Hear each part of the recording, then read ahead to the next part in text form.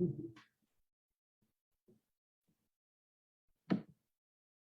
afternoon. We are live on the air. Good afternoon, Stacia. Good afternoon to those listening via Facebook Live. We would like to start our program, Intimate Matters. I am your host, Jacinta Bryce, and I have with me today my friend, Gale Hodge. She's more than a friend, actually. She's a sister friend. I have some people who are friends and you have sister friends, but I will tell you more about Gale in a minute. Before we start, I would like to send my sincerest condolences to the family Hooker who lost Mrs. Merlin, to her daughters. I am thinking of you, I'll be praying for you, and I wish you much strength as you say goodbye to your mom this afternoon. Before I start the program, as usual, I would like to start with a word of prayer. Let the words of our mouth and the meditation of our heart be acceptable in your sight, O Lord, our strength and our Redeemer. Amen. This is Domestic Violence Awareness Month, November. And for the last 2 weeks, we have been having programs on domestic violence. And I will repeat our Bible verse from last week. I will maintain it for the coming 2 weeks. Stand up for the rights of widows. And with widows, the Bible means any woman that is alone, single mothers, pensioners, teenage girls. And that verse is taken from Isaiah 1:17. Stand up for the rights of widows. Our quote for today is, when men are oppressed, it is a tragedy. When women are oppressed, it is tradition, by Bernadette Mosala. The second quote is, women are the only oppressed group in our society that lives in intimate association with the oppressor, Evelyn Cunningham. Today, we will be hearing the story of my sister friend, Gale Hodge. I met Gale years ago. Do you remember where we met, Gale? It was so long. Was it singing? I could remember for sure. Yeah, I wanted to take voice training. And somebody No, you know where we met? I'll tell you where we met. 2014, when I was trying to buy a car. Mm-hmm. And you had a small red car for sale. Oh, you remember that? Betsy. Betsy was for sale. And that's how I met Gale. I thought, my God, what a pretty woman. And she's so friendly and kind. That's what I was thinking at the time. And we ended up not buying Betsy. I think we ended up buying a new car. We were weighing the options and the bank was like, no, you know, they were like, these are two earners, you know, let's see if we could get some good interest out of them. And it worked. So we ended up buying something new. And that was when I met you. And I was so intrigued. And then I had my daughter. That was like 16 years ago. And you said to her, God bless you. And I never forgot. From then on, every time I see a baby, I'm like, God bless you. I learned that from you. And you have always been blessing us in one way or the other. Gale also works at the bakery as an invalster. And I'm always so happy to have Gale around. So thank you for being on the program. We meet today in a different setting. And it's not an easy story that Gale is going to tell, but I think a necessary one. And we already discussed that it's not to badger or to make anyone look bad, but we're telling our story in the hope that it can help someone else and that God can be given the glory and the praise at the end of it. Yes, definitely change lives because you're here. Our program is sponsored by Lynn's Dream Bakery, and we have lunches from Sunday to Thursday. And our delicious sandwiches continue every day. And we want to say thank you for continued support. So without any further ado, Gale, you have the floor. Which floor? The You one have- my feet are on? Yes, you have the total floor to tell who you are and how you met your partner. Good afternoon, everyone. Radio listeners, Facebookers, wherever you are listening or watching, good afternoon. Hope you're having a blessed afternoon. It's a beautiful day. My name is Gale Hodge. The most of you probably know me as Gale the dancer.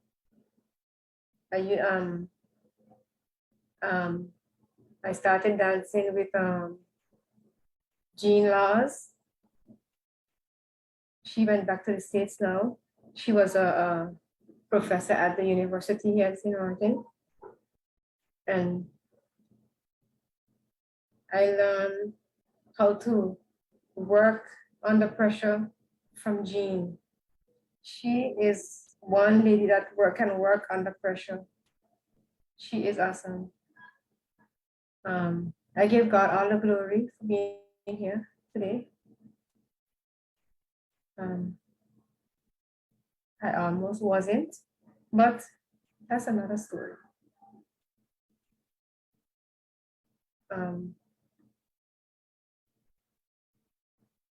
I danced also with King Bobo, with Dow. I danced for different Calypsonians as well. I danced with different dance groups on the island. I even had my own little dance group going, and my daughter was dancing with me. Some people they even couldn't tell the difference between me and my daughter. That's why I'm glad I gained some weight so I can look a little more grown up. But now I lost all the weight since after I had the stroke in 2019. But yes, here I am today, thanking God and praising Him for sparing my life, for being here. Well, Jacinta told me that she wanted me to come on her program to talk about my survival story. From a long time, this lady been telling me that I have to talk about it, but I don't really like talking about it sometimes. But today I will, and I hope it be a helpful whoever needs to hear this afternoon.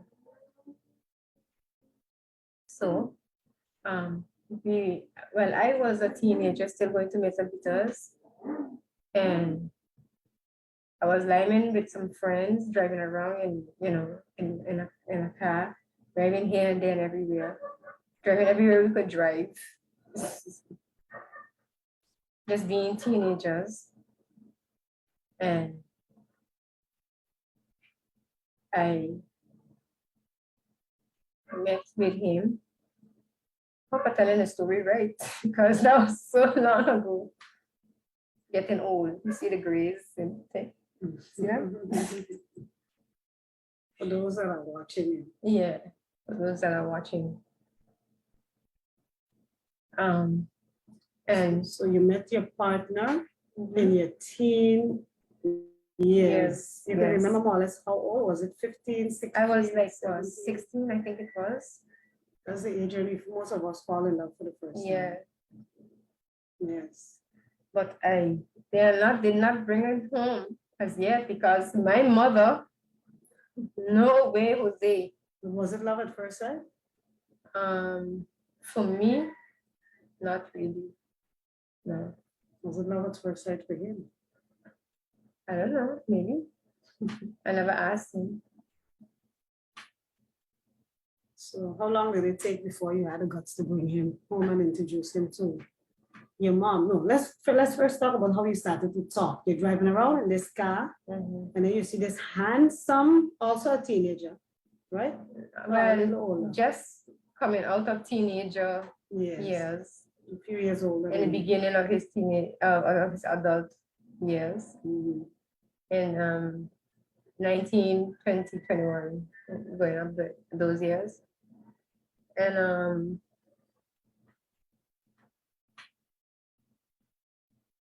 he started talking to me first, but I was like, okay, yeah, just brushing him off, not really paying him attention. He was riding around with Theo Heilager. Yeah, that's when all of us was young people.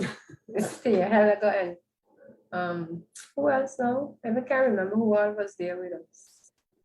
I remember, I know Carlos Williams, his name is. Carlos was also, I think, part of the group or not? Because I know Debbie used to be Yeah. friends with you in those days as well. Debbie Richardson. Yeah. You know Debbie from those times because she would mention you. Yeah. Okay. So the popular boys, they were looking nice, they were dressed, Okay. they were handsome looking. Yeah, they were all right looking then. Yeah. And don't even ask me how I end up in the car driving around with them. I can't even remember that.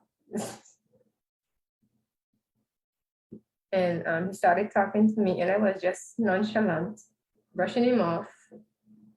Like my friends, my girlfriends, my women friends say to me, you don't have these hands up looking fellas troubling you, and you don't just talk to them like, okay, whatever, hurry up, say what you have to say so I could go, please, hurry up. But that's not really it. It's just that I'm kind of shy, surprisingly, yes. Being a person and an entertainer, I'm kind of shy. I have a kind of shyness about me. So it's just, for them to go away. Not bother you too much. Yeah. Don't bother me too much. But he persisted. Yeah, he did. And we ended up getting together. And I ended up getting pregnant. At what age? At age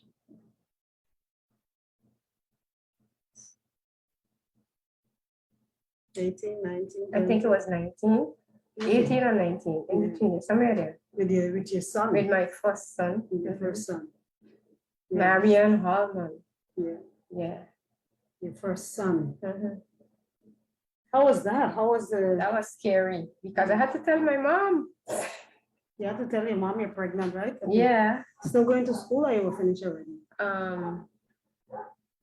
Actually, I had to quit school because my mom and I were left at home to fend for ourselves. My mom was supposed to be getting her pension, but I don't know what happened. Maybe she wasn't getting it as yet. And so I sit down and I speak to her. I said, Mommy, we can't go ahead living like this now. I'm going to school hungry, coming back home hungry, and you ain't have nothing to eat. And she ended up even getting sick because of not getting Enough nutrition.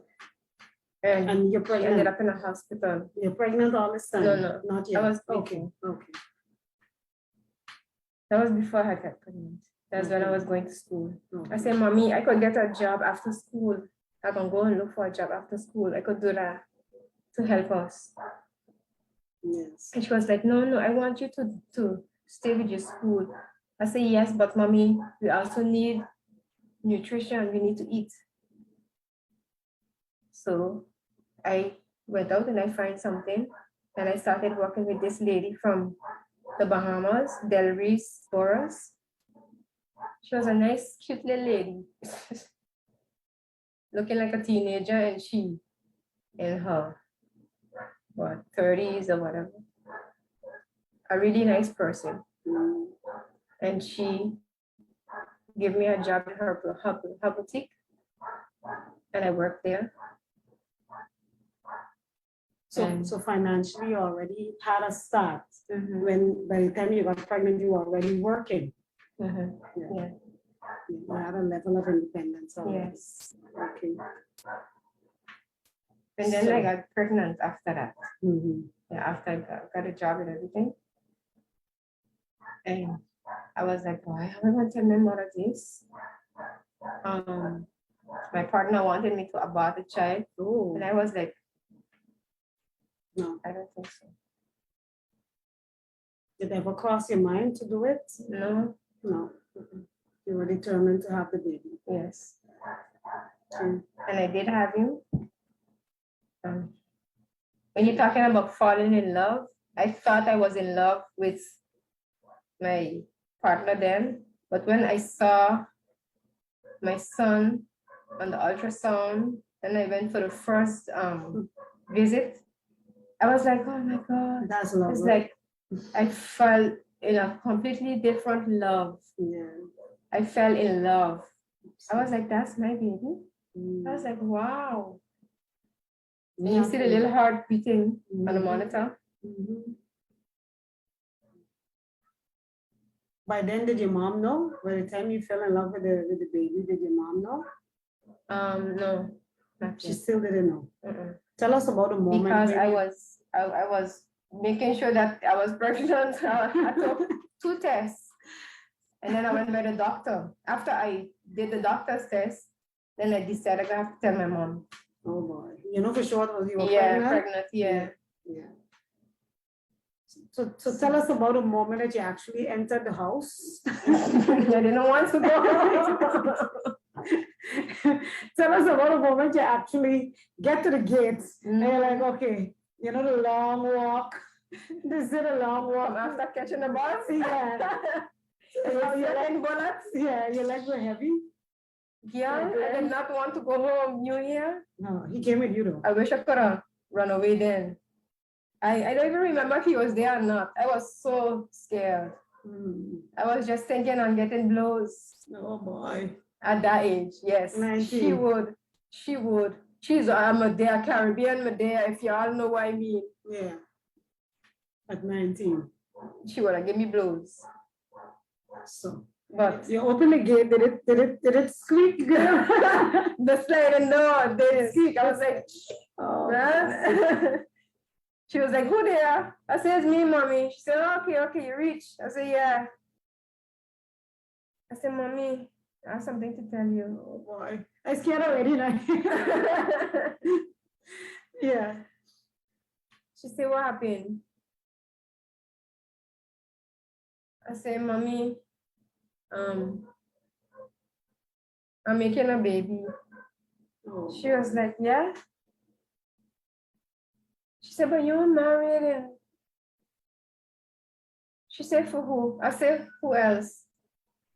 Who am I in the wrong with?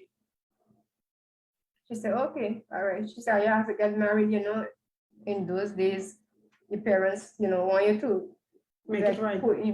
push you to get married and all those things, which wasn't too much of a good thing to do because you don't know who you're marrying, you turn off to sometimes. But God knows why He allow you to go through certain things, and He allow things to happen. Did you want to get married?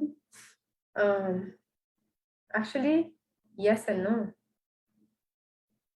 I was done putting in my mind what I have to be, what I have to do as a wife. I have to be a good wife. I have to cook and take care of my husband, take care of my child, take care of myself, take care of the home. I was going through all those things in my head. When she said that, I was like, It's like, okay. And then, but before that, I came to her and tell her, Mommy, I'm going to stop school so I can work. So me, you could get money. and she didn't like that too much. And then she said, okay. Then I ended up stopping school at Marvel. 3 or 4, one of them. Yeah. Yeah, I think it's 4. At Marvel 4, I stopped school to go to work for me and my mom to be able to leave. And things was going okay. You know, me and mommy planning what we're gonna do, what we're gonna save, what we're gonna do. This is for the baby in preparation of the baby that was coming. No, this is before. Okay, This is okay, before. okay. I tell her I was pregnant. Okay, gotcha. Yeah. So you were planning your budget with her, sitting and Yeah. planning everything. And Then what you we gonna decided to pay, stop what school. bills you gonna pay and whatever. Okay. Can I ask why you had so much financial pressure? Where was your own father? Where was your mom's husband? Oh, mommy never and daddy never got married. Okay. Daddy had gotten married to someone else, which was an awesome stepmother to me. She was like my mom. She was a great person. When she died, I cried so much. I didn't know I would have cried so much. She was a good woman to me. And she had loved my children so much. She used to actually beg me to bring them by her to stay. So you had a good Yeah. stepmother. Yeah, she was really good. So your and I'm mom- glad my kids had a good stepmom as well. She Okay. used to take care of them very good, sunshine. Okay. So your mom is alone. She's a single mother.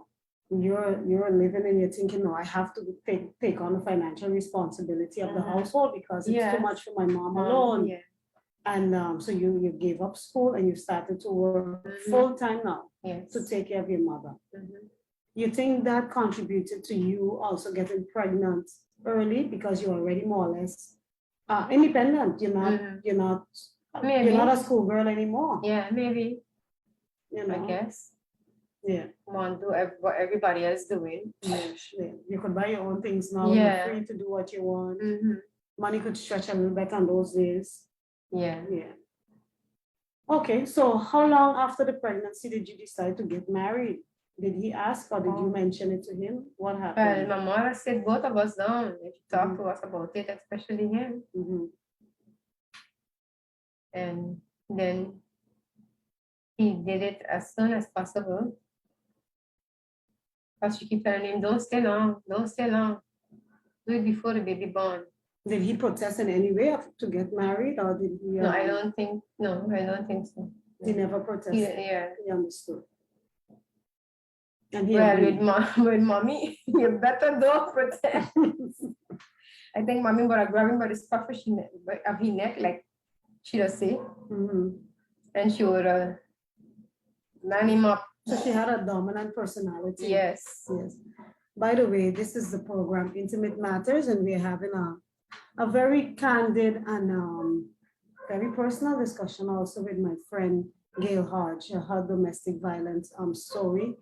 And we are in the studio, not in the studio, in my own personal studio, but we are being broadcasted through radio station and also Zoom live. Can you please share with someone who needs to hear this very, very important story? Please share, tag someone on on Facebook Live.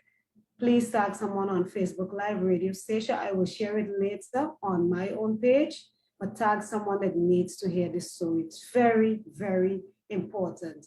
Gale is telling us now what happened. First of all, you fell in love with your partner. You were a young woman, and with love comes baby, and then the marriage. So you're in the process of preparing now for your wedding. And you're 19 or 20 years old.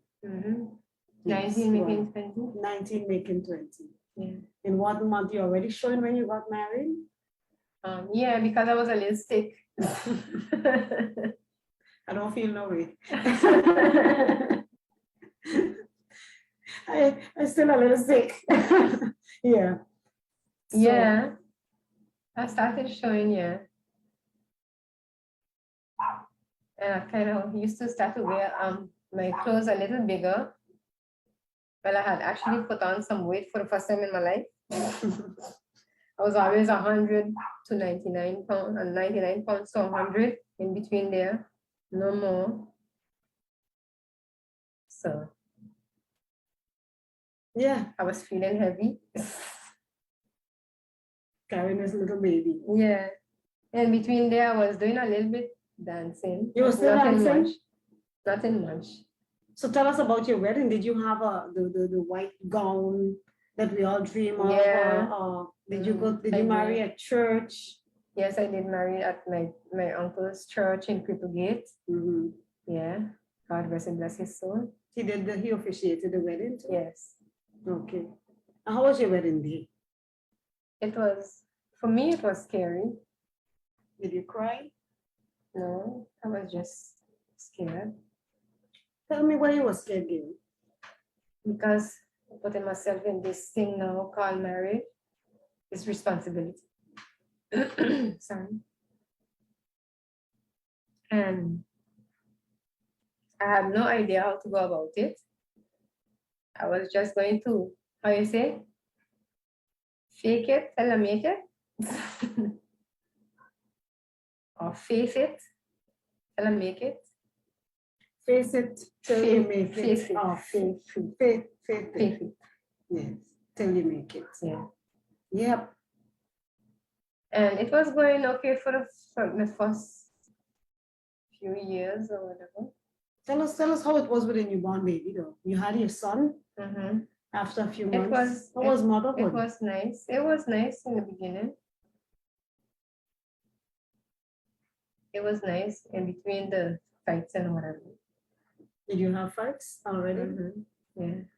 More arguments, verbal arguments Yeah. about the child raising or child care, No, about finances. About stupid things. I can't remember exactly what. The details. They were really stupid. Mm-hmm. Were you staying with your mom at this time? Oh or no, you had your own? it started from school days, the arguing. Oh, okay. Yeah. Like when I hail and waving my friends, he would pick me up from school and I driving down, from Mr. Peters going home, or waving at my friends or whatever. And he didn't like that. He was like, well, why are you waving them for? You see David, he waving you back. I was like, so what? Tell nothing. He said, stop waving them. I said, leave me alone. So a little bit controlling. Controlling, yes. You're not supposed to wave. It was worse if you would wave to a male. A male, yes. It was okay if you waved to a female. Female, yeah. But waving to a male, it was like trouble. Let me ask you this. Did you feel flattered when he would be like that? Or you felt controlled? Or you felt like he just loved me, that's why he's doing that? I didn't even know what to think then. Because you're a teenager, you don't know nothing about this abuse thing going on. You don't know how to act. You don't know how to behave. You don't know what to think. You don't know who to talk to. So you're just trying to, work it out for yourself. So I was feeling kind of scared because sometimes he would get on be rough with me and hold my hand and shake me a little bit or whatever. As a teenager, as still. a teenager, yeah. If you would hail someone he didn't like, he would already hold. Yeah. He would grab you.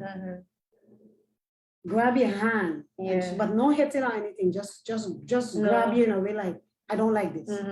Okay. And the look in his eyes was like, whoa. Can you describe the look in his eyes, Gale? Like he would hit me. It was not a nice look at all. And this is before you got pregnant. Okay, so the look in his eyes was intimidating. It would scare you. Yes, it would scare me. Yeah. You think that that was one of the reasons why you were or was feeling anxious during the wedding? Or you didn't? Probably, maybe. Yeah. You weren't sure So, that this was, you were doing the right this thing. was, yeah, this was the right thing to do. Okay. But then, you know, you listen to your mom and them and whatever, and then you're trying to make up your own mind, and you know, it just you don't know what to do. So you're mixing up in everything, and you're just twirling in all the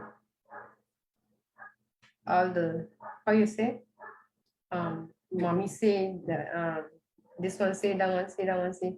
You're just twirling in all of that, and you don't know what to do. You're just confused. Confused. This is the program Intimate Matters. I'm your host, Jacinta Bryce, and my guest today is my friend, my sister friend, Gale Hodge. She's telling us about her domestic violence story. So we are now at the part where she was explaining that in the beginning of the relationship, they're in love, butterflies all over the place and hearts all over the place. Love is in the air. They don't have any bills as yet. There's no stress as yet, but you were not allowed to just wave to anyone you wanted to. He would get upset. But what was the most impressive is the look in his eyes. That would be scary. Yeah. Was it more scary than the hole in you? Which one would scare you most? The way he would grab or the look in his eyes? When both. The combination. Yeah, the combination. You thought this would be, I would be hit. Yeah. And you went ahead and you married him. Yeah. You felt pressure to marry him. Yeah. Okay. You can continue and tell us the first time it actually turned into something more serious. Not that he hit you yet, but it turned into something more serious. The relationship? No, the violence. The violence? Yes. When he hit me. He was living in Saunders, and I came home with him, and something he didn't like, and he started cussing and getting on. And he just hit me one slap, bow, in my face, so hard, my both eyes bloodshot. Wait, so you have a baby now at this point, or your baby's older? No, that was before I had a baby. Yeah, hit me. You're pregnant or not pregnant? No, I wasn't pregnant as yet. So even before you were married, you got hit? Yeah. And when you had bloodshot eyes, which means that you had to go home at one point. What did your mom say? Did she see it? I didn't know. I just keep my head down so I don't make eye contact with her, so she don't see. But you didn't have any marks in your face or anything? You remember what brought on the anger? Maybe something had happened with him through the day or whatever it was, because I don't remember anything I did, to irritate him. Yeah. He was just irritated. Yeah. Okay. Did it happen more than once? Did he apologize? Tell us what happened after that. He says, sorry, Gale, I didn't mean to. They don't remember. I don't remember, sir. Yeah. But anyway, you continue. You made up, obviously, because you married. You made up. Okay. So now you're in a marriage. You're pregnant. How was he during the pregnancy? Was he calm? He was trying his best to be calm and stay calm. But there was one time he blew up, and he started getting on, and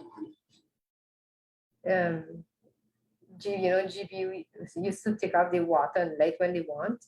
So I had a bucket of water in the bathroom bathing, and he was carrying on for something again, and he took the bucket of water and threw it on me. I said, "Well, you trying to make me fall?" He said, "Well, shut up," or whatever. And he went outside walking. I said, "You wait till I come up with this bathroom, you'll see." I said, "You're gonna hurt this baby." And when I came out of the bathroom, well, I let him have it. And you're big pregnant there? Or Yeah, you, I was big pregnant there when I okay, got in. you're not the type that anyone could walk over. Huh? I know you as very feisty. You'd be in the bakery, you wouldn't let any customer talk to you any old way. You know you're strong, you're a strong-willed woman. No, because the point is a lot of people feel, oh well, if a woman is soft, that's what she's going to get. But you're not a type that would just let anybody take advantage of you. So when you came out of the bathroom, you put him in his place. And what happened? Did he retaliate in any way? Yeah, he did. Tell us. Actually, I don't like to talk about this because that's not what Gale is. Mm-hmm. I took the towel and I put it around his neck and threw him on the bed and started to choke him out. Yeah. You remember why? Because of the frustration and the anger? Yeah. And like he wanted to make me fall in the bathroom. You really to felt hurt that he myself. wanted to make you fall. That's how you felt. That's how I felt. Mm. And after that, did they end up in a fight or he just let it go? I had him on the bed, choking him out with a towel. And I see his eyes started to like roll back. And my mother saved his life that day. She come knocking on the door. Gale. And I was like in a zone of my own. And then I went in and answered the door. I said, hey, mommy. I don't know what she had come for. She heard it. No, she didn't hear it. Afterward, I told her what was happening. She said, oh my God, Gale. Oh Lord. I know of two cases where a women battered women kill their husbands. Right? People that we actually know. They were reporting it all the time because that's an expression I have for you. Were you telling anyone that this was going on in your life or you were just keeping it to yourself? I was keeping it to myself because I did not know who to tell actually. To the point where you got to a place where you almost killing a man. Yeah. I know of a case where a gentleman was telling me this week that his sister was being battered so badly all the time, and she kept going to the police, and they were telling her, well, it's a private affair, we're not getting involved. Yeah, that's what they had tell me one time too. Yeah, they kept telling her that, but what she would do, she herself would make notes. So after like years and years and years of being battered, she did something horrible. I don't want to say it on air, and he didn't survive. Okay. And they wanted to deport her, and in the end they said, no, we cannot. We'll just do it for the show because we do have all the reports, and we did nothing to protect her. Oh, exactly. Because they said it was domestic. Anyway, we have to speed up a little bit because time goes so fast. It's 10 minutes past 3 already. This is the program Intimate Matters. I'm your host, Jacinta Bryce. Remember, our program is sponsored by Lynn's Dream Bakery. And for those later on, it's on Facebook Live. It will be on my page. Please tag someone who needs to hear this story. Very inspirational story, Gale. Thank you for sharing such an intimate story with us. And painful. Yes, you're doing good. You're doing good. Yeah, so you had more than one child with you. I ran away from him one time when we were living in Saunders, and I walked home. I was in the middle of the night, and my mom was so glad, to see me. She was like, what happened? I said, we had a fight. And she said, but those things has happened. I said, no, mommy. I said, no, I'm gonna hit me all the time. And, I started telling her. She said, what? Well, mommy started to get geared up. So when you said he hitting me all the time, how often now you used to get hit or pushed or pulled or kicked or threatened? I guess when he having a bad day, Would it be once a week? Once yeah, a like month? once a week, something like once a week. Yeah. If he had a bad day, he would come home and take it out on me. Or I understand he was doing crack as well. Oh boy. And he was drinking and smoking marijuana. So I guess all of those things put together wasn't a good mixture for him. And like he would just come home and take it out on me. And tell me where the children would be, because by now you have They would one. be right there. One in a crib and the other one on the bed or whatever. And the fights would, because you would fight back. You wouldn't just let him hit you. Yeah. And when you walked away, did you take the children with you? I definitely did. Yeah. Mhm. And you I walked couldn't down leave from my children. Saunders to St. Peter's in the middle of the night. with the Well, children. no, I was pregnant with my first that time when I walked away. So it was already happening on a regular basis. And you said that to your mother, this is not a regular, just a fight now and then. We haven't, this happens a lot. So you said she was getting geared up and I interrupted you. Yeah. And she told me, how you gonna work it out, man? Don't worry. So he come back and he apologized and tell me to come back home. And I did. And it keep happening back and forth, back and forth, back and forth. And until he get an apartment close by my mom's house, my neighbor. And he used to stalk me. He used to come by the window playing love music. He moved out? Yeah. He left you in Saunders? No, he moved out of Saunders and went next to your mom. Yeah, lived next by the neighbor next door. In one of the apartments. This is after how many years of being married now? 2 years or so. So he moved out and then he's stalking you, playing love songs on their window. So he's not letting you go. And at night when I sleep in, peeping at me through the window. One time I happened to open my eyes and I saw him by the window peeping. I was like, what is that? And then when he see that I saw him, he said, hey, I just come to say hi to you. I said, this time I said, I sleep in. I said, move from my window, please. And he left. And then I tell my mom, and my mother tell him, if you come back here, you'll be in trouble with me. At this point, Gale, is the police involved? Like with the stalking, did you call the police? No. Didn't call? Why not? Yet. Why because I guess I was afraid.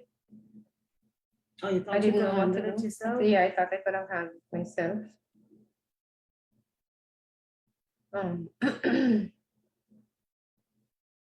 So it was just going on and on until one time my niece came to pick me up to carry me in Peter's by my mom, and he grabbed on the window.